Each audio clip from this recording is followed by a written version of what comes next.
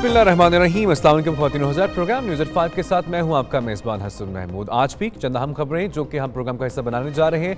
पहली खबर, प्रोग्राम का पहला हिस्सा यकीनी तौर पे अहम इस वजह से भी है कि मुल्क की सियासी उफ़क़ पर अगर बात की जाए तो अहम मौजू जो कि ज़ेर बहस है, मुल्क का नया वज़ीर आज़म अपोजिशन जमातों की जानिब से जो कोशिशें की जा रही हैं वो क्या हैं और किस पेज पे वो खड़े हैं, क्या मुहर्रिकात हैं, हम जानने की कोशिश करेंगे। असल हक़ाइक़ क्या है उनको समझने की आज के प्रोग्राम में हम कोशिश करेंगे। सबसे पहले हमारे जो मौजूद मेहमान हैं इनका मैं तारुफ करवाना चाहूँगा। आप उनको बड़े अच्छे तरीके से भी जानते हैं, हमारी फैमिली का हिस्सा भी हैं। सैयद तंज़ीर कलाइफ साहब हमारे सामने। सर अस्सलाम वालेकुम, बहुत शुक्रिया सर आपके कीमती वक्त का।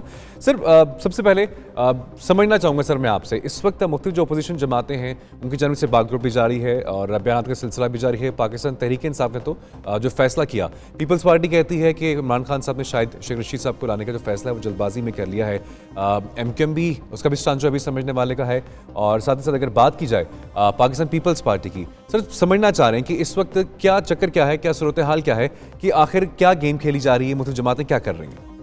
देखिए, मैं इस बात से इस हद तक तो मुत्तफ़िक हूँ कि इमरान खान साहब को मुत्तफ़िका उम्मीदवार लाने के लिए कुछ इंतज़ार करना चाहिए था और बाकी जमातों से खुर्शीद जनाब शाह महमूद कुरैशी साहब के ज़रिए, जहांगीर खान तरीन के ज़रिए, दूसरे लोगों के ज़रिए कंसल्टेशन होनी चाहिए थी।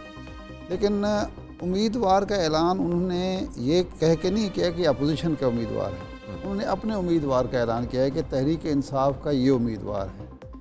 अब दूसरी जमातों को भी अपने उम्मीदवार का हक़ हासिल है कि ऐलान करने के बाद फिर मिल बैठ के किसी मुत्तफ़िक़ उम्मीदवार पर पहुंचना चाहिए। और लेकिन ये कि जो उम्मीदवार मैंने आज देखे अपोजिशन की जमातों में डिस्कस हुए, उसमें से तहरीक इंसाफ का कोई आदमी भी नहीं है। यानी पीपल्स पार्टी का आदमी है, काफ लीग का आदमी है, दूसरी जमात आफ्ताब खान शेरपा अपोजिशन में कब से आ गए हैं, वो तो खुल्लम खुला कहते हैं जी मैंने वोट अयाज सादिक को दिया था, नवाज शरीफ को दिया था, अब भी वो सरकारी बेंचों पर बैठे हुए हैं। तो उनको किस खुशी में उम्मीदवार बनाया जा सका है? एक उनकी सीट है या ज़्यादा से ज़्यादा दो होंगे, मेरा ख्याल है एक है या दो हैं जो है। मेरे मतलब कोई कुछ होना चाहिए कि एक बड़ी जमात जो है उसका उम्मीदवार तो आपको काबिल कबूल नहीं है, लेकिन जिन जमातों की एक या दो की नुमाइंदगी उनको आप उम्मीदवार लाना चाहते हैं, ये एक जमहूरियत है। उसूलन ये चाहिए था कि उम्मीदवार का ताल्लुक या पीपल्स पार्टी से होना चाहिए या तहरीक इंसाफ से होना चाहिए। और तहरीक इंसाफ ने अपना उम्मीदवार दे दिया है, अगरचे उसका तहरीक इंसाफ से ताल्लुक़ नहीं है, लेकिन उन्होंने एक इसी तरह पीपल्स पार्टी रिकमेंड करे, फिर उस पर बैठ के कोई मुत्तफ़िक़ा उम्मीदवार पर पहुंचना चाहिए। लेकिन होना मुत्तफ़िक़ा चाहिए। अपोजिशन के अंदर फूट जो है वो जमहूरियत के लिए नुकसानदेह है। हुकूमत को तो फ़ायदा पहुँचता है, जिसको पहुँचता है, लेकिन जमहूरियत को नुकसान होता है कि अपोजिशन जब आपस में लड़ रही होगी तो फिर हुकूमत को कोई रोकने वाला नहीं होगा और हुकूमत की पॉलिसियों को के सामने बंद बांधने वाला कोई नहीं होगा। इत्तेफाक राय ज़रूरी है, मुनासिब है, होना चाहिए, लेकिन ये कोई इत्तेफाक राय का तरीका नहीं है कि जी आप जो इमरान खान का या तहरीक इंसाफ का तो कोई उम्मीदवार नहीं होना चाहिए और फिर कोई एक दो सीट वाला उम्मीदवार ला के तो इस पर इत्तेफाक राय, ये ऐसा होगा नहीं। मेरा पाकिस्तान तहरीक इंसाफ से इत्तेफाक की राय अगर चाहती है, मतलब उनका जो स्टांस है वो इस वजह से कि इमरान खान साहब ने ये भी ऐलान कर दिया कि अभी तो नून लीग की बारी आई है, लेकिन अभी जो बाकी जो लोग हैं खासतौर पर वज़ीर आला पंजाब जो हैं शहबाज शरीफ साहब, उनकी बारी भी आनी है। आसिफ जरदारी साहब का नाम भी वो ले चुके हैं। पाकिस्तान पीपल्स पार्टी सर किन ग्राउंड्स पर रह के इस जो अपोजिशन का इत्तेहाद है उस पर फोकस कर रही है, वो क्या फ़ायदा उठाना चाह रही है, ये क्या सोच है सर? देखें, दो चीज़ें हैं। इमरान खान साहब अगर कल के जलसे में ये ऐलान ना करते, यानी एक है मसलहत, लेकिन एक है अपने मंशूर को, अपने प्रोग्राम को, अपना सारा जो उनका एक बनाया हुआ है उन्होंने आवाम के सामने इमेज है, उसको आगे बढ़ाने के लिए ज़रूरी है कि वो ये तासुर ना दें कि मेरा हदफ सिर्फ मियां नवाज शरीफ साहब हैं या शरीफ ख़ानदान है या मुस्लिम लीग नून है, क्योंकि इशू उनका है करप्शन। अवाम जो हैं वो नवाज शरीफ की मुखालफत में या नवाज शरीफ की हिमायत में कोई फ़ैसला नहीं करेंगे। जो गैर जानिबदार लोग हैं, जो पार्टी पोजीशन ले चुके हैं, उनका तो इशू नहीं है, तो वो तो करप्शन के इशू पर इमरान खान के साथ हैं। करप्शन अगर मुस्लिम लीग नून से अलावा कोई कर रहा है तो उसको फोकस करना, उसके ख़िलाफ़ बात करना भी इमरान खान का फ़र्ज़ बनता है। मेरा ख़्याल है कि मुमकिन है सियासी तौर पर उसका या अपोजिशन के नुक्ता नज़र से उसका फ़ायदा इमरान खान को ना हो, लेकिन अपनी पार्टी के हवाले से, इमेज के हवाले से, प्रोग्राम के हवाले से उन्होंने दुरुस्त बात की है। क्योंकि परसेप्शन ये है कि ज़रदारी साहब जो हैं या पीपल्स पार्टी के चंद लोग जो हैं वो इनसे ज़्यादा करप्ट हैं। तो जब वो करप्शन के ख़िलाफ़ बात कर रहे होते हैं और फिर शख्सियात को टारगेट करते हैं और कुछ शख्सियात के बारे में बात नहीं करते, तो एक गलत इंप्रेशन जाता है। गालबन उसी इंप्रेशन को दूर करने के लिए या ये कहने के लिए कि मैं इश्यूज़ पे सियासत कर रहा हूँ, शख्सियात पे सियासत नहीं कर रहा, ग्रोही सियासत नहीं कर रहा, कौमी सियासत कर रहा हूँ, तो उस बेस पे उन्होंने ये बात की है। उस पर पीपल्स पार्टी को बुरा लगता रहे। जब इमरान खान ने ये कहा था कि जो अल्ताफ़ हुसैन है वो माफिया है, डॉन है, गॉडफादर है, तो सब ने कहा था ये अपोजिशन में फूट डाल। आज साबित हुआ, ख़ुद MQM मान रही है कि इमरान खान का मौक़िफ़ दुरुस्त था। यानी फ़ारूक सत्तार ने कल ये कहा कि जी मुझे धमकियाँ मिल रही हैं। भाई कल तक तो आप मानते नहीं थे ये बात, ये तो मानते थे कि नहीं जी कैसे हो सकता है। अब आपको धमकियाँ मिलना शुरू हुई तो आपको पता चला है कि अल्ताफ़ हुसैन गलत आदमी है। जब वो अल्ताफ़ हुसैन कत्ल करा रहा था, मुल्क के ख़िलाफ़ नारे लगवा रहा था, झंडे जला रहा था, फ़ौजियों पर हमले करा रहा था, उस वक्त अल्ताफ़ हुसैन आपका लीडर था। तो इसका मतलब है इमरान खान ने जो बात आज से कई साल पहले की, वो सिर्फ पीपल्स पार्टी या बाकी जमातें नहीं, ख़ुद MQM मान रहे कि वो दुरुस्त बात थी। तो मुमकिन है आज जो इमरान खान बात कर रहे हूँ, इनको खुर्शीद शाह साहब को और दूसरे लोगों को बाद में पता चले कि वो दुरुस्त कह रहा था। भाई करप्शन इस मुल्क में ख़त्म होनी चाहिए, किसी कीमत पर भी ख़त्म हो। ये सारे सियासी खानवादे अगर सियासत के मंजर से गायब होते हैं, हो जाएँ, पूरी पार्लियामेंट अगर डिस्क्वालीफाई होती है, हो जाए, पाकिस्तान के 20 करोड़ अवाम में ये 100 बंदा, 10 बंदा, 20 बंदे जो हैं, इनसे किस्मत हमने वाबस्ता की हुई है। इनकी खातिर हम कौम को तबाह कर दें, मुल्क को तबाह करके रख दें। करप्शन का खात्मा होना चाहिए, जिस कीमत पर भी होता है।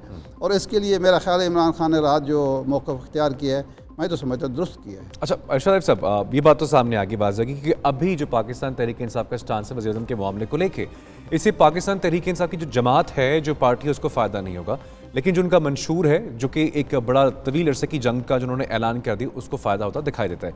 पाकिस्तान पीपल्स पार्टी अब वो अगेन एक टफ टाइम तो देगी यहाँ पे। क्या लग रहा है कि अब वो क्या सियासी चाल चलेगी? मुफाहमत तो नहीं होने जा रही, अपोजिशन जमातें अब एक पेज पर नहीं होंगी, कल लग रहा है कि हमें कोई और मुख्तलिफ शक्ल दिखाई देगी, लेकिन वो मुख्तलिफ शक्ल होगी क्या? देखिए, दो चीज़ें हैं। पहली बात तो यह है कि पीपल्स पार्टी के बारे में अब भी शकूक शुबहात हैं कि क्या वाकई वो नवाज शरीफ के ख़िलाफ़ जाना चाहती है।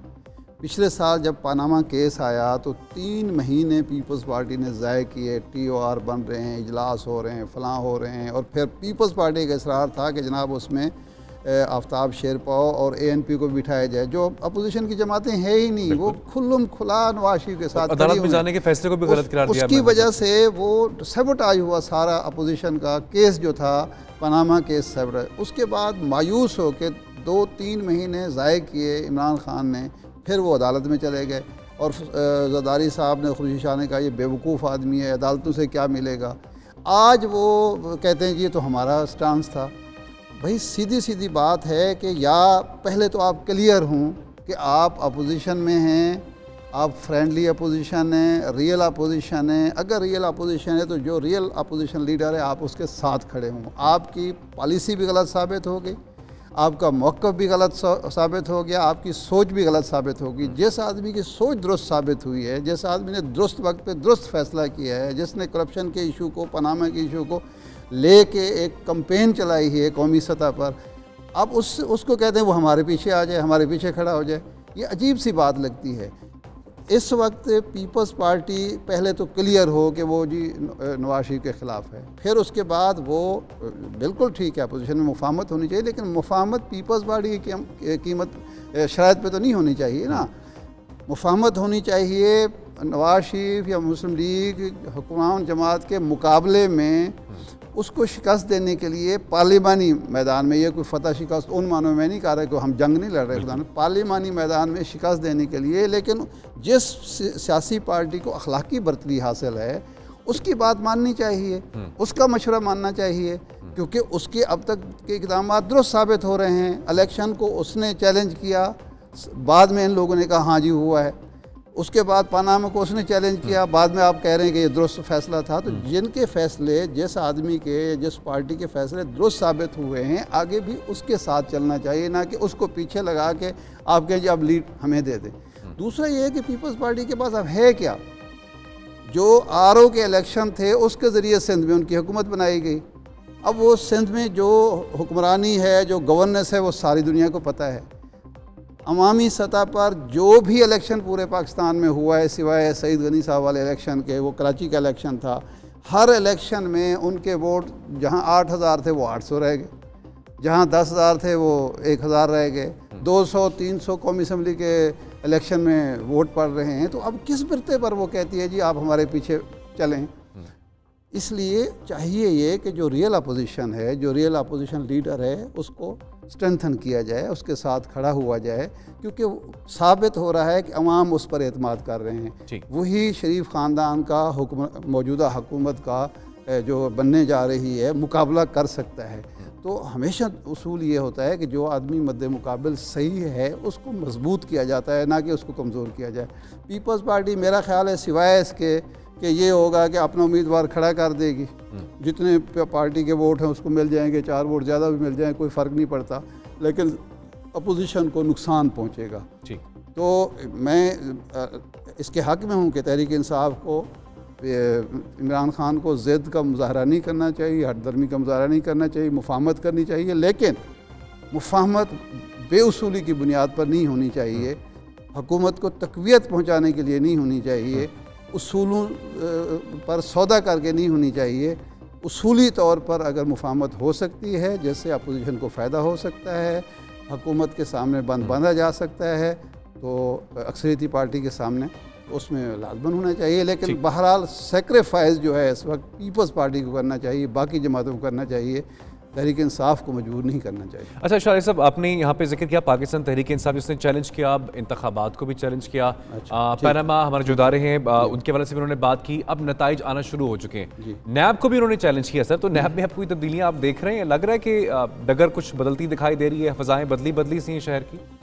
देखिए, मुझे बात यह है कि जब ये फ़ैसला आया है ना, अब ये तवक्को नहीं रखनी चाहिए कि नैब में या चेयरमैन नैब हूँ या नैब का कोई अफसर जो है वो ये हिमाकत करेगा कि जो डायरेक्शन कोर्ट ने दी है उसको नज़रअंदाज करके किसी की फेवर करे, खा वो हुदैबिया केस में शहबाज शरीफ साहब हूँ या LNG केस में शाहिद खाकान अब्बासी साहब हूँ या बाकी केसेस में शरीफ ख़ानदान के बाकी अफराद हूँ। ये हमारी ब्यूरोक्रेट्स जो होते हैं ना जी, ये इंतहाई तोता चश्म लोग होते हैं और इब्न वक्त लोग होते हैं। ये हवा का रुख देखते हैं और उसकी रोशनी में फ़ैसले करते हैं। ये कभी उसूल की बुनियाद पर बहुत होते हैं, सारे ऐसे नहीं होते, बहुत ज़्यादा तादाद तो होती है। ये 6 अफसर जो थे, इनमें से 4 जो ब्यूरोक्रेट थे, ये भी तो ब्यूरोक्रेसी का हिस्सा थे, लेकिन बहुत ज़्यादा लोग जो ऐसे होते हैं जो हवा का रुख देख रहे होते हैं। आज हवा का रुख जो है वो शरीफ फैमिली के ख़िलाफ़ है। अब ये लोग उसको फ़ायदा पहुंचाने की कोशिश करेंगे तो इन्हें ये महसूस होगा कि अवामी गैज़ व गज़ब भी होगा, अदालत भी हमसे पूछेगी कि फिर वही हिमाकतें और हरकतें शुरू हो गए हो, और साथ ही साथ उन्हें ये खौफ भी होगा कि अगर कोई गैर कानूनी काम हमने किया या किसी को फेवर देने की कोशिश की तो वो तो शायद बच जाएँ, हम फंस जाएंगे। तो इसलिए मेरा ख़्याल है नैब ने इसी बुनियाद पर, चेयरमैन नैब ने वो मामला अपने हाथ में लेने के बजाय इरफान मंगी को मुकर्रर किया है, क्योंकि परफॉर्मेंस GIT में इरफान मंगी की बहुत अच्छी रही है।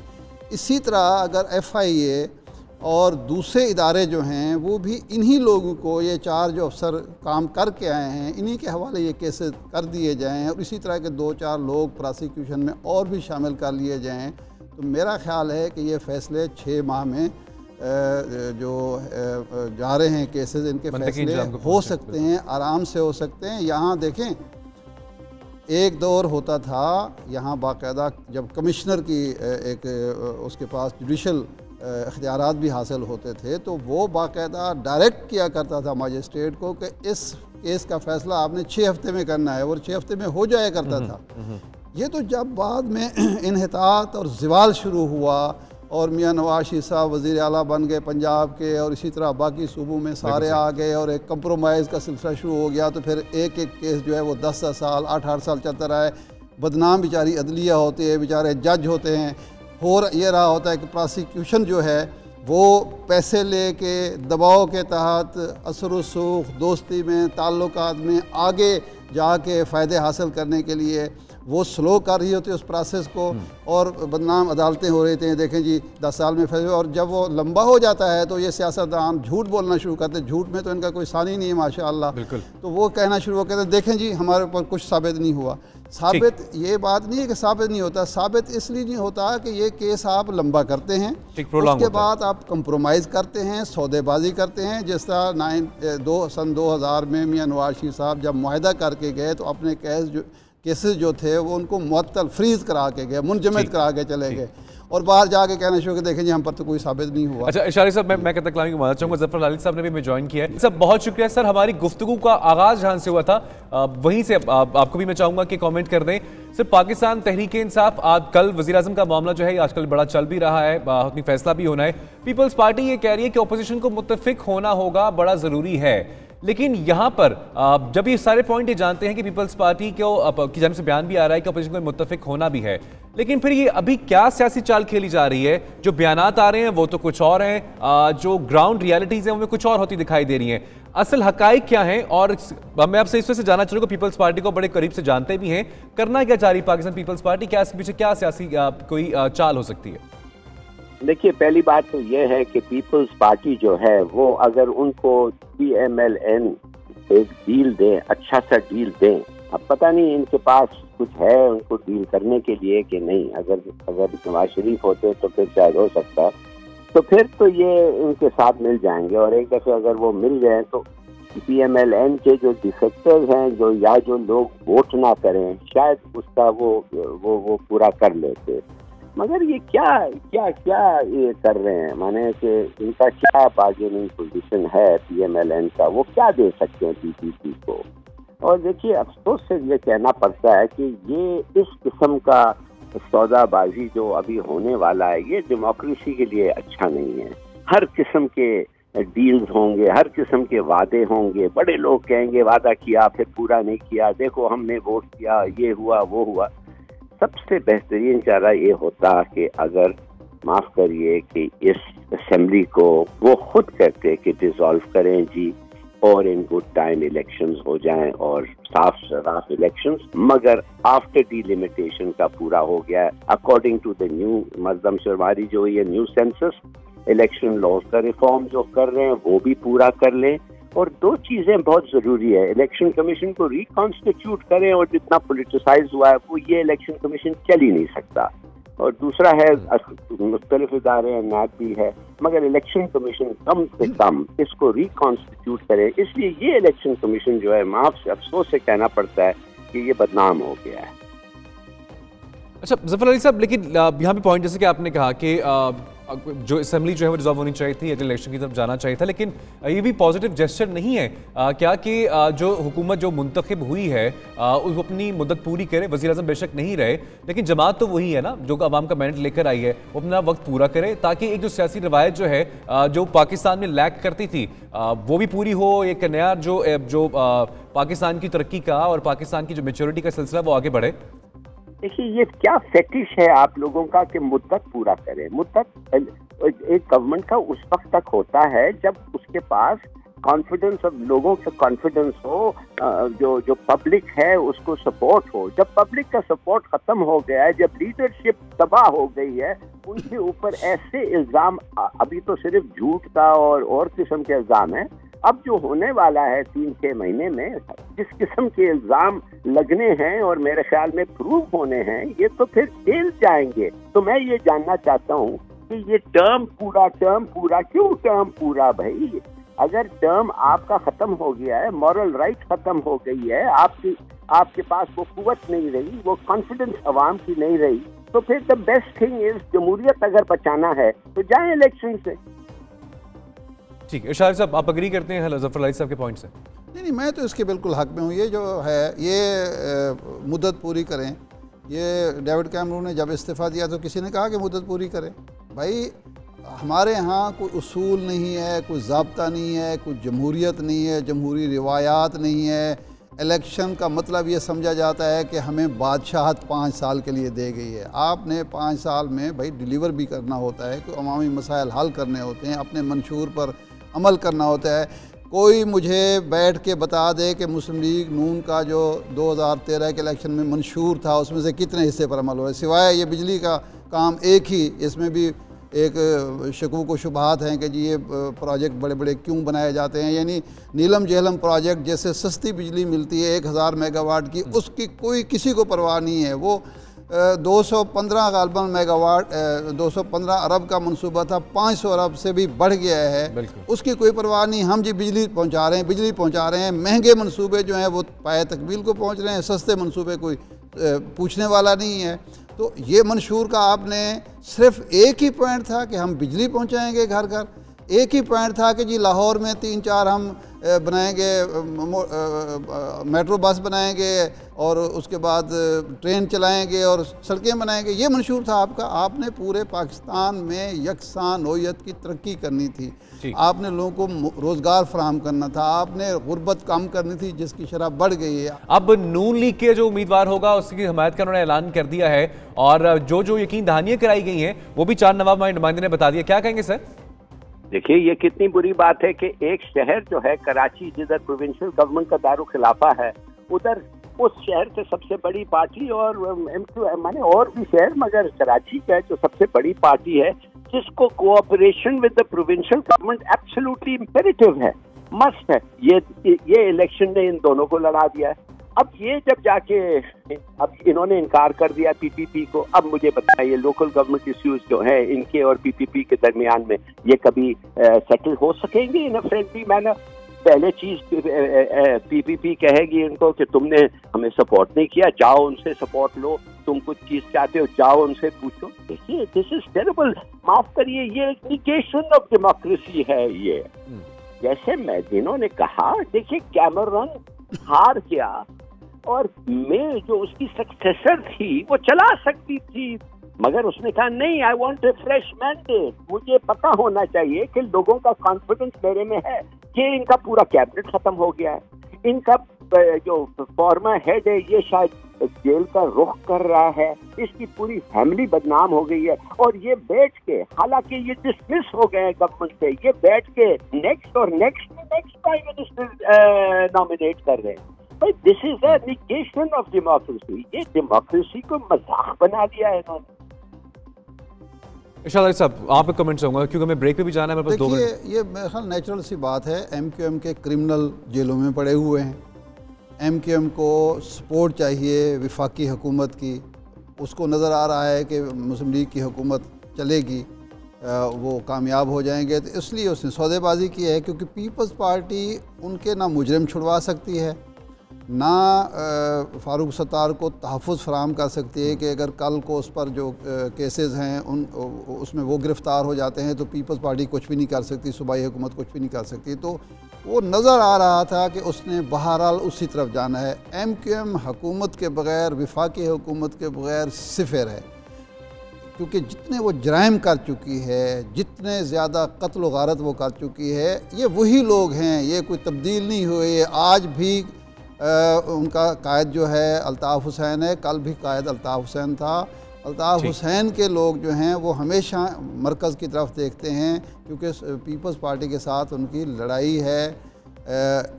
शहरी और देहाती का जो इशू है, वहाँ उनकी सीटों का मसाइल हैं, शहर पर कब्ज़े की लड़ाई है, प्लाटों पर कब्ज़े की लड़ाई है, तो वो लड़ाई ज़रा तवील है। विफाक में जो हुकूमत मुस्लिम लीग की अगर हो तो उसके साथ कोई लड़ाई बनती नहीं, क्योंकि कराची में तो माशाल्लाह मियां नवाज शरीफ साहब ने सिंध में, कराची में मुस्लिम लीग को ख़त्म कर दिया है। ठीक है, इरशाद साहब और भलाई साहब हमारे साथ मौजूद रहेंगे। एक ब्रेक की जाने मुझे बढ़ना है, वापस आएंगे तो गुफ्तगू हम आगे बढ़ाएंगे। Continue Azad, stay with us.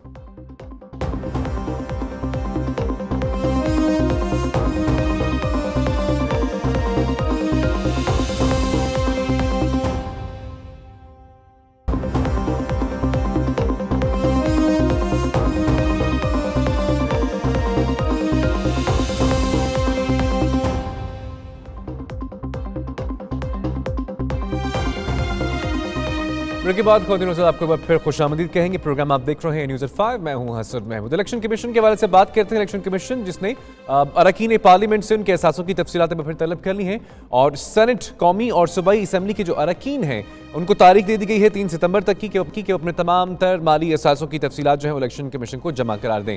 साथ ही साथ चारों जो असम्बली हैं, चारों की चारों असम्बलीज के जो सेक्रेटरीज हैं उनको भी खतूत अरसाल कर दी गए हैं। इलेक्शन कमीशन ने अरकान पार्लियामेंट से एहसासों की तफसीलात तलब कर ली है।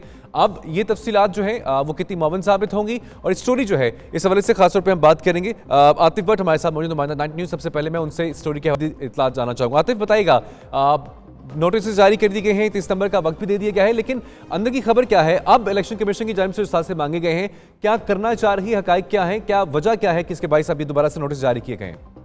जी बिल्कुल, इलेक्शन कमीशन का ये एक प्रोसेस है जो हर साल जो अरकान पार्लियामेंट हैं उनसे ये असासों की तफसीलात ली जाती है और इसी सिलसिले में तमाम जो अरकान पार्लियामेंट हैं, चाहे कौमी असम्बली से हैं, सेनेट से हैं या सूबाई असम्बली से हैं, उनको यही हिदायत की गई है कि वो 30 सितंबर तक अपने जो असासों की तफसीलात हैं वो जमा कराएं और इसके साथ साथ जो उनके अहले खाना के असासों की तफसीलात हैं वो भी कौमी असम्बली से जो इलेक्शन कमीशन को जमा कराए जाएं। और इस हवाले से इलेक्शन कमीशन ने जो चारों सूबाई जो सेक्रेटरीज हैं उनको भी ये हिदायत की है कि वो इस हवाले से जो असासों की तफसीलात हैं वो जमा करवाएं। और इस हवाले से इलेक्शन कमीशन की जानिब से ये ऐलान कर दिया गया है कि 30 सितंबर तक जो अपने असासों की तफसीलात जमा नहीं कराएगा, अपने अहले खाना के असासों की तफसीलात जमा नहीं कराएगा, तो उनकी 15 अक्टूबर के बाद जो रुकनीत है वो मुअत्तल कर दी जाएगी। और इसी सिलसिले में इलेक्शन कमीशन की जानिब से ये हदायतनामा आज जारी किया गया है। इससे कबल भी ये सियासी जमातों के लिए भी इसी तरह का एक हदायतनामा जारी किया गया है जिसमें सियासी जमातों से भी जो उनकी असासों की तफसीलात हैं, सियासी जो पार्टीज हैं उसकी, वो भी उनसे मांगी गई हैं 29 अगस्त तक। और ये अरकान पार्लियामेंट, कौमी असम्बली, सेनेट के जो अरकान हैं उनसे भी तफसीलात मांगी गई हैं कि 30 सितंबर तक वो अपनी तफसीलात जमा करवा दें। इसके साथ साथ अपने नाज़रीन को ये भी बताते चलें कि इलेक्शन कमीशन की जानिब से ये जो असासों की तफसीलात की जांच पड़ताल के लिए भी एक फाइनेंस विंग कायम किया गया है, ताहम जो अभी तक उस तरह फाल नहीं है जो कि इस वक्त देखने में आ रहा है कि जिस तरह अरकान पार्लियामेंट एक दूसरे पर असासों के मुतल्लिक़ इल्ज़ाम लगाते हैं। इलेक्शन कमीशन का ये काम है कि वो इस हवाले से उसकी जांच पड़ताल करे, लेकिन इलेक्शन कमीशन ने एक अपने ऑफिसर तैनात किए हैं, लेकिन इस हवाले से कोई भी बाकायदा तौर पर अमल शुरू नहीं हो सका। गुज़श्ता दिनों इलेक्शन कमीशन की जानिब से असासों की जांच पड़ताल से मुतल्लिक़ कुछ अरकान को नोटिस जारी किए गए थे, लेकिन वो अभी तमाम तर मामला जो हैं वो खामोश हैं। किसी भी ठीक हो गया आतिफ भट्ट, यही सवाल तो पूछना चाहूंगा। इस वक्त तर्जुमान इलेक्शन कमीशन हारून खान साहब हमारे साथ मौजूद हैं, ज्वाइन किया था। बहुत शुक्रिया, आपने हमें अपना कीमती वक्त दिया है। सर, जो बेसिक क्वेश्चन मैंने जानने की कोशिश कर रहा था वही आपके सामने आके रखता हूँ। खैर, इलेक्शन कमीशन की जानिब से जो अरकान पार्लियामेंट माली असासों की तफसीलात तलब कर ली गई हैं, उनके अहले खाना की भी तफसीलात तलब कर ली गई हैं। सर, ये is there a routine work या अब इलेक्शन कमीशन जो है अब खुद साख्ता कुछ तब्दीलियों की तरफ जा रहा है, कुछ रिफॉर्म्स की तरफ जा रहा है, कुछ बेहतरी लाने की कोशिश कर रहा है ताकि माजी में जो एतजाज़ात लगते रही हैं, जो कोताहियां हुई हैं, वो ना हो सके? असल सर क्या हकायक है? जी, इसमें सबसे पहली बात तो ये है कि रिप्रेजेंटेशन कानून है उसके सेक्शन 42A के अंडर ये तमाम पार्लियामेंटेरियंस बाउंड हैं कि वो अपने गोशवारे सालाना हमें जमा कराएं। अभी जो बात हो रही है इस हवाले से, तो हम उसमें जब उसका अगर मैं आपको सब सेक्शन 4 पढ़ के सुना दूं तो उसमें ये हम इसकी बाकायदा स्क्रूटनी कर सकते हैं। सब सेक्शन 4 ये कहता है कि ये when a member submits the statements of assets and liabilities under sub section 1 which is found to be false in material particulars he may be proceeded against under section 82 and 78 for committing the offence of corrupt practice. तो ये जो है उनकी material particular जो scrutiny है वो हमारा political finance wing कर रहा है और उसमें हमने 1 से NA1 से लेकर NA125 तक हमने उसमें कंप्लीट भी कर दिया, बाकी पे काम जारी है, जिसमें फर्क हमें वाज़ह नजर आता है।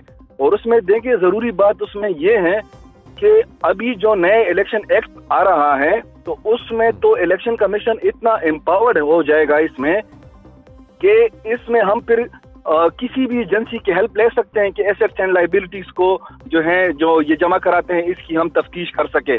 अभी भी हम कर रहे हैं। जो ये बात है कि ये गोशवारे माजी में नहीं होते हैं तो ये पॉलिटिकल फाइनेंस विंग हमारा अक्टूबर 2016 से काम कर रहा है और ये एसेट्स एंड लायबिलिटीज को चेक करना हमारा काम है, हमारा मैंडेट है और हम इसको चेक करेंगे और नए कानून के आने के बाद हम फिर मजीद इसमें एजेंसी की भी हेल्प लेंगे जहां पे हमें कोई फर्क नजर आता है। जिस तरह भी एसेट्स की बात हो रही है तो we are very serious in this process और हम इसको परसू करेंगे, इसलिए हमने इनको सेकंड रिमाइंडर दे दिया है।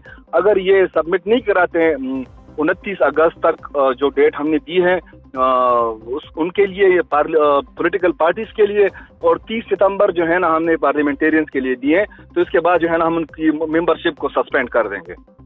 अच्छा हारून साहब, यानी कि इस बात को ये समझा जाए कि इलेक्शन कमीशन अब तैयारी के उस मरहले में, खुद को तैयार करने के उस मरहले में, ताकि ये जो माजी करीब में जो हालात वाक़यात गुजरे सियासी मंजरनामे से अगर देखा जाए, अगर दोबारा से ऐसे हालात आते हैं या अभी बहुत सारी और तहकीकात होनी है, बहुत से सियासतदानों के जो हैं वो जाहिर सी बातों के खाते खुलने भी हैं, तो इलेक्शन कमीशन हर तरह से तैयार रहे, उसके पास जो डेटा है वो मौजूद रहे। लेकिन सर ये बताएगा, जो डेटा आप जो कलेक्ट कर रहे हैं चैलेंजेबल भी होगा या इसको आप किस तरीके से ऑथेंटिफाई करेंगे, किस तरीके से ये समझा जाएगा कि ऑथेंटिक है? देखिए जी, एसेट्स एंड बाकी डेटा तो सारे अपने रूटीन में चलते रहते हैं, वो तो हम कलेक्ट कर रहे हैं जिसमें डेटा बैंक है सबका, लेकिन पार्लियामेंटेरियंस का जो ये पर्टिकुलर है एसेट्स का, तो ये तो हमने अब डेफिनेटली इसको देखना है, क्योंकि ये चीज जो है अब हमारे मैंडेट में है और हम फुली एम्पावर्ड हैं कि हम उनसे इसलिए नहीं मांग रहे कि वो हम यहाँ वो हमारे पास जमा करा दे, हम किसी बैंक लाकर में उनके लिए महफूज कर दे। हम इसकी बाकायदा तफ्तीश करेंगे, इसके लिए हमारा पॉलिटिकल फाइनेंस विंग हमने क्रिएट किया हुआ है जो उस पर काम करेगा, और उसमें अगर उस नए कानून में जल्द ये पास हो जाता है, क्योंकि डिफेंस कमेटी ने इसको क्लियर कर दिया है, तो उसमें तो हम बाकायदा एजेंसी की भी हेल्प लेंगे, किसी भी कौमी एजेंसी की हम हेल्प लेंगे, किसी भी इदारे की अगर उसमें कोई ऐसी इरेगुलरिटीज पाई गई। तो इलेक्शन कमीशन अपना ये काम पूरी संजीदगी से अब कर रहा है और करता रहेगा इसमें। अच्छा सर, हमारे साथ ही रहिएगा हारून साहब। आतिफ भट्ट नुमाइंदा 90 भी हमारे साथ मौजूद हैं। आतिफ, आप बताइएगा, आप चूंकि जो सियासी हलके हैं उनकी जो मुशावरत होती है, उनके जो बयानात होते हैं, आप उनसे जानते भी हैं, ये जो हालिया अब जो इलेक्शन कमीशन की जानिब से जो इक़दाम उठाए जा रहे हैं, सियासी जमातें क्या कहती हैं, खासतौर पर अपोजिशन, वो अपोजिशन जो इलेक्शन कमीशन के हवाले से, उसकी कारकर्दगी के हवाले से काफ़ी एतराज़ात भी उठाती रही है, इलेक्टोरल रिफॉर्म्स की भी बात करती रही है, वो क्या कहते हैं? जी बिल्कुल, इस हवाले से जैसा कि आप जानते हैं कि सियासी जमातों की जानिब से इलेक्शन कमीशन के ऊपर काफ़ी ज़्यादा तनकीद भी की जाती है, और इलेक्शन कमीशन की जानिब से ये जो पॉलिटिकल फाइनेंस विंग की जानिब से एक काम शुरू किया गया था अरकान पार्लियामेंट के असासों की जांच पड़ताल से मुतल्लिक, उसके ऊपर अभी तक जो इलेक्शन कमीशन है उन्होंने 125 जो हल्के हैं उसकी अभी तक उनकी जांच पड़ताल की है। उनमें से काफ़ी ज़्यादा लोगों को नोटिस भी जारी किए गए हैं, लेकिन उन नोटिस का जवाब इलेक्शन कमीशन को उस तरह नहीं मिला जो फ़ाल तरीके से अगर कोई फाइनेंस विंग होता तो उसके बाद अगर ये नोटिस जारी करते तो उस पर रिस्पांस आता।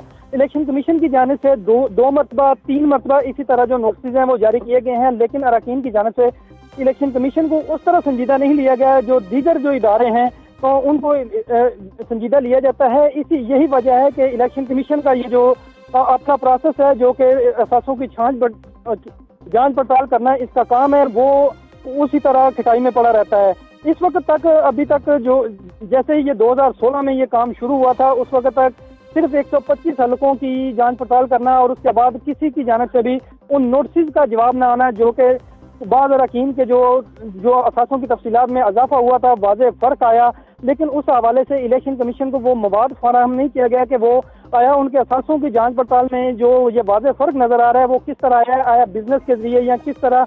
इस हवाले से जो इलेक्शन कमीशन के नोटिस हैं वो आतिफ, आपने सवाल किया, यही सवाल मैं हारून साहब के सामने रखना चाहूँगा। हारून साहब, एतराज़ात खैर जो हैं उन पर भी मैं बात करूँगा, लेकिन जो असासों की तफसीलात जो मौसूल हो रही हैं उनमें जो फ़र्क है उसके ऊपर पेशरफ सर वो कैसे नजर आएगी, कब नजर आएगी, और ख़ासतौर पर सेल्फ गेंड ये जो तब्दीली जो इलेक्शन कमीशन जिसकी तरफ अब राके पर चल पड़ा है, ये उस तासुब से कैसे पाक हो सकेगा कि इलेक्शन कमीशन किसी के ज़ेर असर नहीं है और वाकई बगैर किसी प्रेशर के वो काम कर भी रहे, ये तब्दीली होती हुई दिखाई कैसे देगी आप?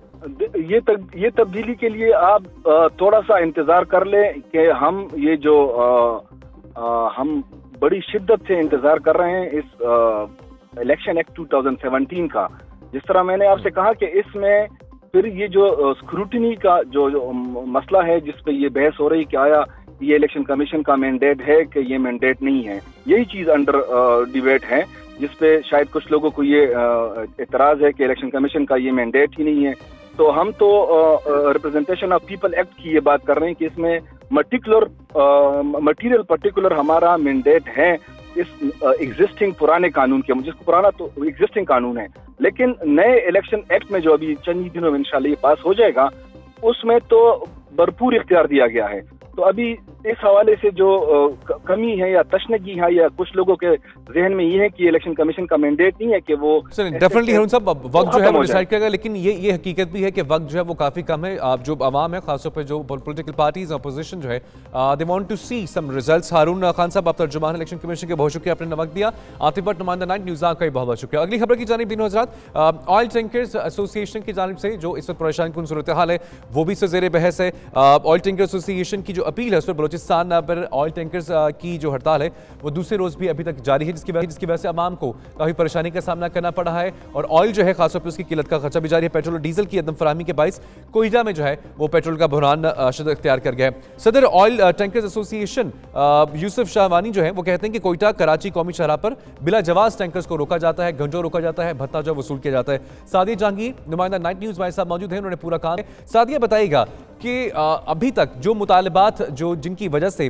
ऑयल टैंकर एसोसिएशन की हड़ताल कामयाब है, दूसरे रोज में जारी है, वो डटे भी हुए, वो क्या जायज़ भी हैं? हुकूमती मौक़िफ़ क्या सामने आया है? उनको डिक्लाइन करने की बात की गई है कि ये इल्ज़ाम जो लगाए जा रहे हैं ये गलत हैं? जी बिल्कुल, जो ऑयल टैंकर एसोसिएशन की जानिब से इल्ज़ाम हैं, जो हुकाम है, आला हुकाम उनकी जानिब से तो उसे मुस्तरद किया गया है, लेकिन जो ड्राइवर हज़रात जिनसे कल हमारी मुलाकात हुई थी, क्योंकि मस्तूम में हमने कवर किया था, इनको तकरीबन कोयटा कराची कौमी शाहराह पर मुख्तलिफ मकामात पर जो है टैंकर्स, ऑयल टैंकर्स की बड़ी तादाद वहाँ पे मौजूद है। खटकुचा पे है, मस्तूम के करीब है, लखपास के करीब है, काफ़ी बड़ी तादाद में ये ऑयल टैंकर्स वहाँ पे खड़े हुए हैं। और ड्राइवर से जो हमारी बात हुई, उनका कहना ये था कि दस्तावेजात होने के बावजूद उन्हें रोका जाता है, उन्हें तंग किया जाता है, बिला जवाज उन्हें 3-3, 4-4 दिन जो है वो रोक लिया जाता है, जिसकी वजह से उनके काफ़ी ज़्यादा मुश्किलात का उनको सामना करना पड़ता है। दूसरी जानिब जो सिक्योरिटी हुकाम खड़े हुए हैं, उनका कहना ये है कि सिक्योरिटी वजूहात की बिना पर उनकी चेकिंग वगैरह की जाती है जो रूटीन के मुताबिक होती है, लेकिन जो हड़ताल है इससे पहले भी कई बार हड़ताल हो चुकी है इन्हीं मामलात पर, लेकिन इस बार जो है काफ़ी बड़ी तादाद में ये टैंकर्स रोके गए हैं, जिसकी वजह से कोयटा में काफ़ी ज़्यादा किल्लत जो है वो पैदा हो गई है। पेट्रोल की जो बहरान है वो काफ़ी ज़्यादा बढ़ चुका है। चंद पेट्रोल पंप हैं जहाँ पे पेट्रोल दस्तयाब है, लेकिन वहाँ पे भी आज हमने काफ़ी ज़्यादा रश देखा, क्योंकि स्कूल, कॉलेजेस, यूनिवर्सिटी और उसके साथ साथ दीगर जो सड़कों पर गाड़ियाँ चल रही होती हैं उनकी एक बड़ी तादाद वहाँ पे मौजूद थी, रिक्शे मौजूद थे, मोटरसाइकिल मौजूद थे। ऑयल टैंकर एसोसिएशन वाले मुतालबात क्या कर रहे हैं? जो इनको घंटों रोका जाता है ऑयल टैंकर्स को, सिक्योरिटी का नाम देके जो पैसे वसूल किए जाते हैं, इसको भत्ता का नाम दे रहे हैं, इस पे कोई तहकीकात का उन्होंने मुतालबा किया है या किसी ने हाई ऑफिशियल ने कहा है कि इस पर तहकीकात होंगी? ऐसा क्यों किया जाता है फिलहाल? जी बिल्कुल, जो कल हमारी बात हुई और आज भी हमारी उनसे बात हुई तो उनका कहना ये था कि कई बार हमने आला हुकाम से बात की इस हवाले से, वो उनकी जानिब से तसल्लियाँ भी दी जाती है और कहा भी जाता है कि आइंदा ऐसा नहीं होगा। मुख्तलिफ चौकियों को भी ख़त्म करके वहाँ पे जो है तैनात अहलकारों को जो है यहाँ पे जो उनके खिलाफ कार्रवाइयाँ भी करने का उन्होंने दावा किया, लेकिन उसके बावजूद जो है अब तक उनके मुतालबात जो ऑयल टैंकर एसोसिएशन उनके मुताबिक कि अब तक उनके हालात बेहतर नहीं हुए हैं। पहले जैसे ही हालात है उनको रोका जाता है, उन्हें तंग किया जाता है, जिसकी वजह से आज इन्होंने जो हड़ताल की है उन्होंने कहा कि अगर इनके मुतालबात तस्लीम ना हुए और आला हुकाम ने कोई इनके जो मुस्तकिल उनके लिए हल ना तलाश किया गया तो वो उनकी हड़ताल जो है जारी रहेगी। लेकिन ये हड़ताल की वजह से सिर्फ कोयटा ही नहीं, अगर ये हड़ताल जारी रही तो बलूचिस्तान के जो दीगर इलाके हैं वहाँ पे भी पेट्रोल की सप्लाई जो है वो बंद कर दी जाएगी। लेकिन कोयटा में जो आज सूरत हाल थी वो इंतहाई कशीदा थी, बहुत लोगों को परेशानी का सामना करना पड़ा, क्योंकि इससे पहले भी मुल्क की जो हड़ताल थी ऑयल टैंकर एसोसिएशन की, उसके फौरी बाद ये हड़ताल हुई है, जिसकी वजह से काफ़ी ज़्यादा जो है डिस्टेंस आ गया। यहाँ पे पेट्रोल पंप्स में जो पहले से ही ऑयल टैंकर्स मौजूद पहुंचे ही नहीं थे, क्योंकि कराची से यहाँ तक लाया जाता है। उस हड़ताल की वजह से पहला जो गैप था वो अभी खत्म नहीं हुआ था मुश्किल से, कि अब नया जो बुरहान है वो सामने आ गया। ठीक है, सादिया जहांगीर, आपने तफसील हमें आगाह किया, बहुत शुक्रिया आपका। ख्वातीन हज़रात, इसी के साथ न्यूज़ 5 का वक्त खत्म हुआ। अपने मेज़बान हसन में उनको इजाज़त दीजिए और अपने फीडबैक से हमें जरूर आगाह कीजिएगा। अल्लाह हाफ़िज़।